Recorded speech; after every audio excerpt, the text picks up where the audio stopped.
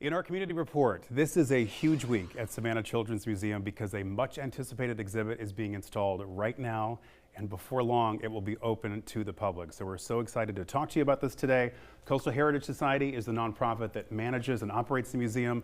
Nora Fleming Lee is the CEO of Coastal Heritage Society. Thank you so much for being with us today. Thank you so much for having me today. This is really, really exciting. Of course, I'm a board member of Coastal Heritage Society, so I've had a little behind the scenes peek at what will eventually be an exhibit just like the one behind me. I want to show our viewers some video of what's been going on late last week and early this week. So what can you tell us about the progress of this exhibit taking shape? Yes, well, we took a historic railroad building. It was a 1924 storehouse building, and we've been undergoing pretty extensive preservation and restoration work of the building.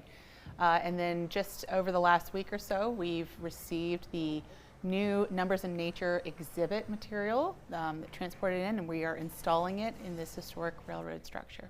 Isn't that really cool? So this will essentially take up a 10,000 square foot space. And this is the first indoor exhibit at Savannah Children's Museum. That's correct. This is our first indoor expansion for Savannah Children's Museum. The exhibit and classroom space, guest areas.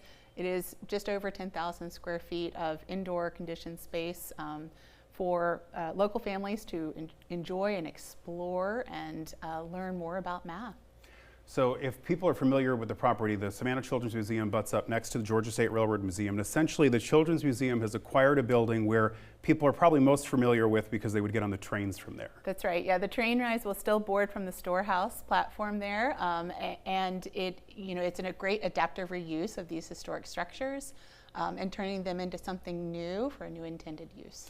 So we need to bring up the fundraising campaign that's been going on for several weeks now. It is a matching campaign, and there's a very generous local couple here that is matching everything dollar for dollar. So what can you tell us about that? Yes, we have multiple very generous donors that have come on board at the ground level for this project, but Malcolm and Julia Butler have agreed to contribute a matching donation. Every single dollar raised, up to $150,000, will go towards the STEAM Center. That is really, really exciting and so very generous. So of course, us here at WSAV, we wanted to do our part as well. So please come over toward me a little bit so we can welcome another guest to the stage here. This is WSAV General Manager David Hart. So David is presenting a $3,000 check. Why don't you tell us about this, David? So this is donated to the Coastal Heritage Society on behalf of WSAV and our parent company, Nextars Foundation. Every year our company gives out hundreds of thousands of dollars of grants like this to organizations like yours, all about making the communities where our television stations are located better.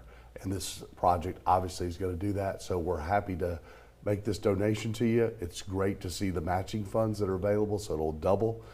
So congratulations, looking forward to seeing the new place open up. And again, thank you for all you're doing for our community. Thank you so much for this generous contribution, and with it we will double it with the Butler's contribution, and it will go towards a lot of educational opportunities for our community's children. Thank you. Excited to be a part of it. Thank you so much. We're so happy that we can do this for you. And if you would like to get involved in this project, we need community support for this as well. So all you have to do is log on to wsav.com/STEAM Center, and you can find a link with information about how you can also support this project.